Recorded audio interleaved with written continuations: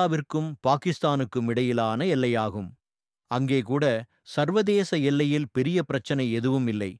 ஆனால் எல்லைக் கட்டுப்பாடு கோடு என்று வரும்போது அது ஒரு பெரிய மோதலின் மையமாக மாறுகிறது.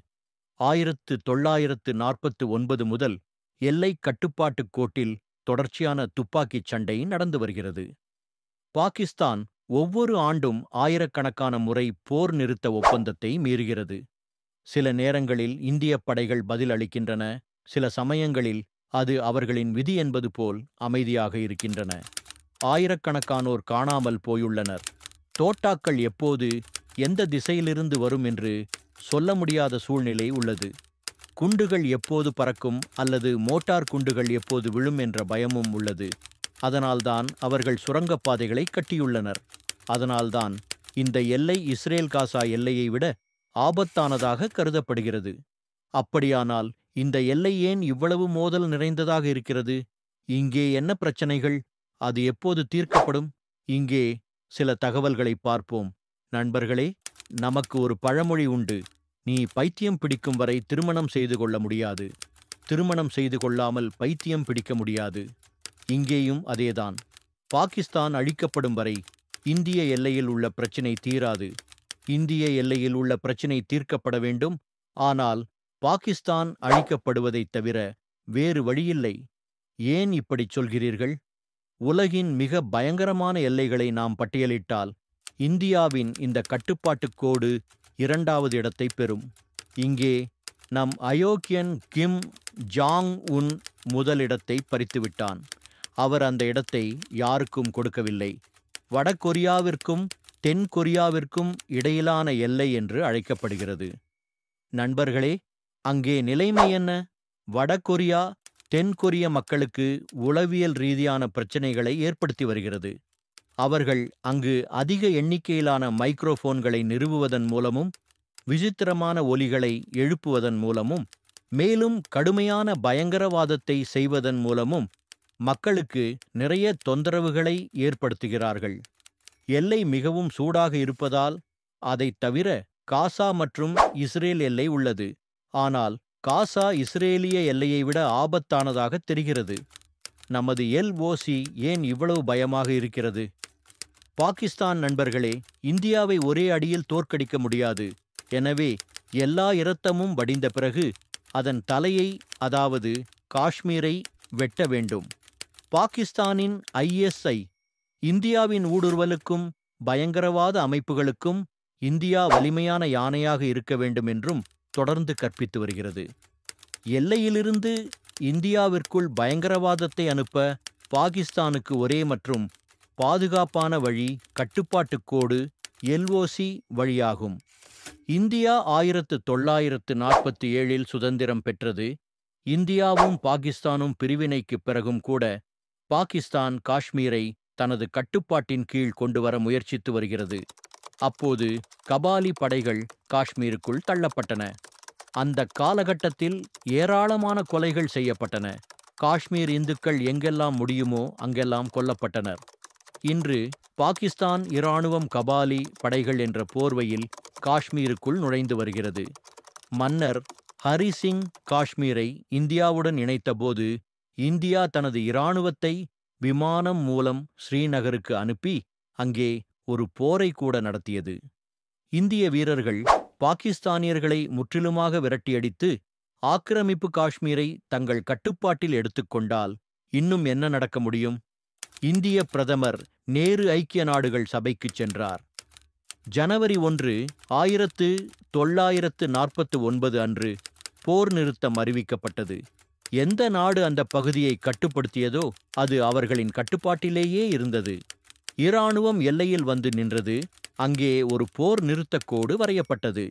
இதற்கிடையில் இந்தியாவிற்கும் சீனாவிற்கும் இடையே ஒரு போர் வெடித்தது. அதில் இந்தியா பின்னடைவை சந்திக்க வேண்டியிருந்தது. அந்த நேரத்தில் பாகிஸ்தானின் அப்போதைய இராணுவத் தலைவரும் ஜனாதிபதியுமான அயூப் கான், நாமும் இந்தியாவை தாக்கினால் இந்தியாவை எளிதில் தோற்கடித்து விடலாம் என்று நினைத்தார். 1965 ஆண்டு ஆபரேஷன் ஜிப்ரால்டர் தொடங்கப்பட்டது. அன்று நடந்தது பாகிஸ்தான் எதிர்பார்த்தது போல் நடக்கவில்லை. இந்தியாவே பாகிஸ்தானுக்குள் ஊடுருவியது. இந்திய இராணுவம் லாகூர் வரை சென்றது. அந்த போரில் இந்திய வீரர்கள் வெற்றி பெற்றனர்.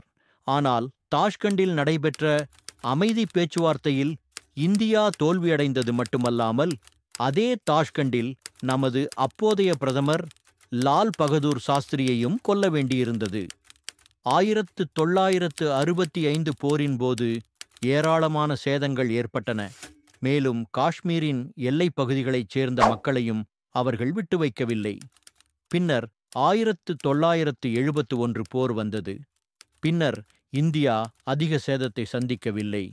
ஆனால் மோதலின் வெப்பம் எல்லை கிராம மக்களை ஆட்டிப்படைத்தது. பொய் சொல்ல வேண்டாம், 1972 ஆண்டு இந்தியாவிற்கும் பாகிஸ்தானுக்கும் இடையே சிம்லா ஒப்பந்தம் கையெழுத்தானது. அந்த ஒப்பந்தத்தின்படி காஷ்மீரில் போர் நிறுத்தக் கோடு இல்லை, அது கட்டுப்பாட்டுக் கோடு என்று அறிவிக்கப்பட்டது. இது ஒரு நடைமுறை எல்லையாக அங்கீகரிக்கப்பட்டது. இருப்பினும் பாகிஸ்தான் தனது தந்திரத்தை கைவிடவில்லை. 1989 ஆண்டில் ஆசியாவில் பல உலகளாவிய அரசியல் மாற்றங்கள் ஏற்பட்டன. ரஷ்யா ஆப்கானிஸ்தானின் மீதான தனது பிடியை இழந்தது. அமெரிக்கா பனிப்போரை வென்றது. ரஷ்யா ஆப்கானிஸ்தானிலிருந்து வெளியேற வேண்டியிருந்தது. இதன் பிறகு ரஷ்யாவை எதிர்த்து போராடத் தயாராக இருந்த ஆப்கானியர்கள் பாகிஸ்தான் முஜாஹிதீன்களை இந்திய எல்லைக்கு கொண்டு வந்து காஷ்மீருக்குள் தள்ளியது. அதைத் தொடர்ந்து நடந்த படுகொலை கணக்கிட முடியாதது. காஷ்மீரில் நாராயண தக்பீர், அல்லாஹூ அக்பர் போன்ற கோஷங்களை எழுப்பி காஷ்மீர் பண்டிதர்கள் பொது இடங்களில் கொல்லப்பட்டனர். பண்டிதர்களின் மகள்களுக்கு எதிராக தொடர்ந்து வன்முறை நடந்து வந்தது. காஷ்மீரில் இருந்து அவர்களை இரவோடிரவாக விரட்டியடிக்கும் நடவடிக்கை 1965 போருக்குப் பிறகு அங்கு நடந்த மிக கொடூரமான செயலாக கருதப்பட்டது. அதன் பிறகும் கூட காஷ்மீர் எல்லை அமைதியாகவே இருந்தது. 1999 ஆண்டு வாக்கில் இது கார்கில் போர் எல்லையில் நடந்தது. அங்கு நூற்றுக்கணக்கான மக்கள் இறந்தனர் மற்றும் ஆயிரக்கணக்கானோர் காயமடைந்தனர். பின்னர் அது பிரிவினைவாதிகளும் பயங்கரவாதிகளும் அவர்களின் கூட்டாளிகளாக இருந்த கட்டுப்பாட்டுக் கோட்டில் தொடங்கியது. 2000 ஆண்டுக்குப் பிறகு லஷ்கர்-இ-ஜெய்ஷ் மற்றும் ஹிஸ்புல் முஜாஹிசீன் ஆகியவை அதிக முக்கியத்துவம் பெற்றபோது எல்லை கட்டுப்பாட்டுக் கோட்டில் பிரச்சினைகள் மேலும் அதிகரித்தன. அன்றிலிருந்து ஒவ்வொரு நாளும் பயங்கரவாதிகளும் பிரிவினைவாதிகளும் ஏதோ ஓரிடத்திலிருந்து இந்தியாவிற்குள் ஊடுருவி வருகின்றனர். அவர்களை இந்தியாவிற்குள் அனுப்புவதற்காக பாகிஸ்தான் எல்லைக்கு அப்பாலிருந்து தொடர்ந்து துப்பாக்கிச் சூடு நடத்துகிறது. எனவே எந்த நேரத்திலும் அங்கு போர் நிறுத்தமில்லை. இது முறையாக செயல்படுத்தப்படுவதில்லை. 2001 ஆண்டில் இந்தியாவும் பாகிஸ்தானும் போர் நிறுத்தத்தை அறிவித்தன. ஆனால் பாகிஸ்தானியர்களுக்கு அவ்வாறு செய்யும் எண்ணமில்லை என்று அவர்கள் கருதினர். போர் நிறுத்தம் அறிவிக்கப்பட்ட பிறகும் 2001 ஆண்டிலேயே பாகிஸ்தான் 4034 முறை போர் நிறுத்தத்தை மீறியுள்ளது. 2002 ஆண்டில் பாகிஸ்தான் 5767 முறை போர் நிறுத்த ஒப்பந்தத்தை மீறியது. 2003 ஆண்டில் போர் நிறுத்தம் அதிகாரப்பூர்வமாக அறிவிக்கப்பட்டது. ஆனால் 2004 முதல் 2007 வரை எல்லையில் அடிக்கடி மோதல்கள் நடந்தன. மேலும் பயங்கரவாதிகள் இந்த எல்லை வழியாக ஊடுருவாமல் இருப்பதை பாகிஸ்தான் தொடர்ந்து உறுதி செய்கிறது. அதனால்தான் எல்லையில் போர் நிறுத்தம் அமல்படுத்தப்படவில்லை. பாகிஸ்தான் வீரர்கள் சுடத் தொடங்குகிறார்கள். இந்திய வீரர்களின் கவனம் பாகிஸ்தான் இராணுவத்தின் துப்பாக்கிச் சூட்டில் செல்கிறது. உடனடியாக பயங்கரவாதிகள் மறுபக்கத்தில் இருந்து பதுங்கத் தொடங்குகிறார்கள். இப்படி வரும் பயங்கரவாதிகள் காஷ்மீர் பக்கத்திலும் கூட பிரச்சனைகளை உருவாக்குகிறார்கள். அங்கு பயங்கரவாதிகளுக்கும் பாதுகாப்பு படையினருக்கும் இடையே அடிக்கடி மோதல்கள் நடந்து வருகின்றன. எனவே கட்டுப்பாட்டுக் கோடு எப்போதும் பிரச்சனைகளின் மையமாக உள்ளது என்று பாதுகாப்பு நிபுணர்கள் கூறுகின்றனர். முன்னதாக சிந்துரா நடவடிக்கையின் போது பாகிஸ்தான் எல்லை கட்டுப்பாட்டுக் கோடு வழியாக தாக்குதல் நடத்தவில்லை. அப்போது 14 இந்திய பொதுமக்கள் கொல்லப்பட்டனர். அதே நேரத்தில் அதன் தரப்பில் 40 பாகிஸ்தானியர்கள் கொல்லப்பட்டனர். நான் உங்களுக்குச் சொல்கிறேன், இங்கே இந்தியாவும் பாகிஸ்தானும் மொத்தம் 3223 கிலோமீட்டர் எல்லையை பகிர்ந்து கொள்கின்றன. இதில் 2400 கிலோமீட்டர் சர்வதேச எல்லையாகவும் மீதமுள்ள 740 கிலோமீட்டர் LOCயாகவும் உள்ளது. இந்த எல்லையில் சில இடங்களில் இந்தியா வேலியையும் கட்டியுள்ளது. இது போன்ற போதிலும் பாகிஸ்தானிலிருந்து இந்தியாவுக்குள் ஊடுருவும் பயங்கரவாதிகளின் எண்ணிக்கை குறையவில்லை. ஏனென்றால் இவ்வளவு காலமாக உள்ளூர்வாசிகள் காஷ்மீரின் சில பகுதிகளிலும் பாகிஸ்தான் ஆக்கிரமிப்பு காஷ்மீரிலும் சுற்றித் திரிய அனுமதிக்கப்பட்டனர். ஹுசேரி, தித்வால், சகோட்டி ஊரி, ஹாஜிப்பூர் ஊரி, ராவல்கோட், பூஞ்ச் மற்றும் தட்டபானி ஆகிய இடங்களில் மெண்டரஸில் மக்கள் ஒரு இடத்திலிருந்து இன்னொரு இடத்திற்கு செல்ல அனுமதிக்கப்பட்டனர். இங்கே இந்த பக்கம் காஷ்மீர், அந்த பக்கம் காஷ்மீர். இருபுறமும் காஷ்மீரிகள் வசிக்கின்றனர்.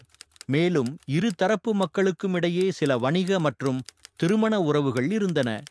எனவே அந்த மக்கள் தங்கள் உறவினர்களையும் நண்பர்களையும் சந்திக்க இங்கிருந்து அங்கும் அங்கிருந்தும் பயணம் செய்தனர். இது திட்டமிடப்பட்டது. ஆனால் 2019க்கு பிறகு காஷ்மீர் எல்லைகளில் மக்கள் நடமாட்டத்திற்கு கட்டுப்பாடுகள் விதிக்கப்பட்டுள்ளன. இப்போது அந்த எல்லைகள் மூடப்பட்டுள்ளன. இந்த எல்லையில் வேலி அமைக்கும் பணி கூட இன்னும் முடிக்கப்படவில்லை. அங்கே பல இடங்களில் வேலி அமைக்க முடியாது.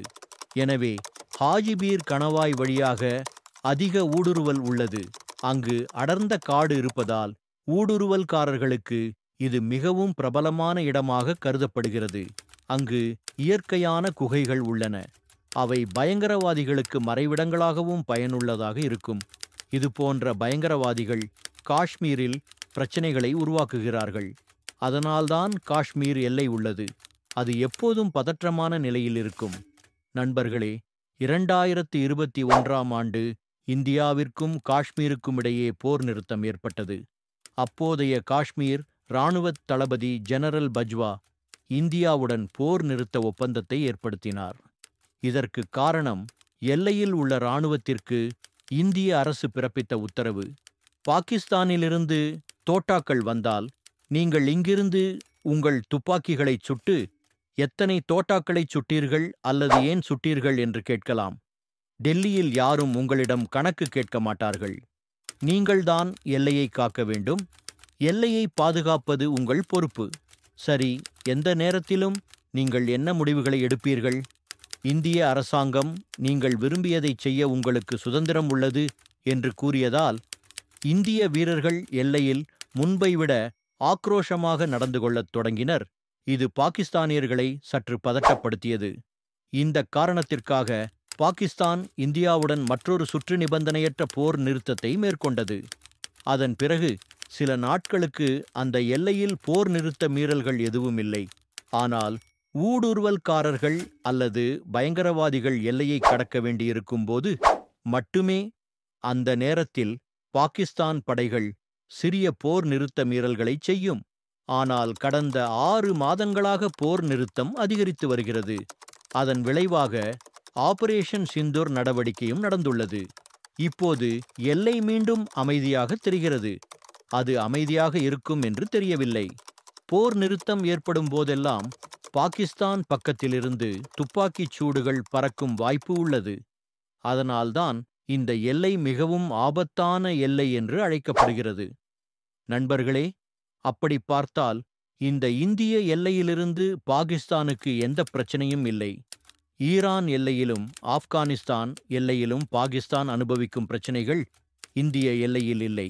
இந்த எல்லையில்தான் உள்ளன. இந்த பிரச்சனைக்கு காரணம் பாகிஸ்தான் தான். இங்கே பாகிஸ்தான் தான் பிரச்சனை. எனவே இந்த பிரச்சனை தீர்க்கப்பட வேண்டும். பாகிஸ்தான் அங்கே இருந்தால் அது தனது அதிகாரத்தை இழக்க வேண்டும். பாகிஸ்தான் எப்போது 5 பகுதிகளாக பிரிக்கப்படும், எப்போது அது பஞ்சாப் மாகாணமாக மட்டுமே இருக்கும், அப்போது இந்த எல்லை பிரச்சனையும் தானாகவே தீர்க்கப்படும். நண்பர்களே, இது இந்தியா பாகிஸ்தான் எல்லை பற்றிய சில தகவல்கள். மேலும் சிறப்பு அம்சங்களுடன் அடுத்த எபிசோடில் மீண்டும் சந்திப்போம். அதுவரை ஜெய் ஹிந்த்.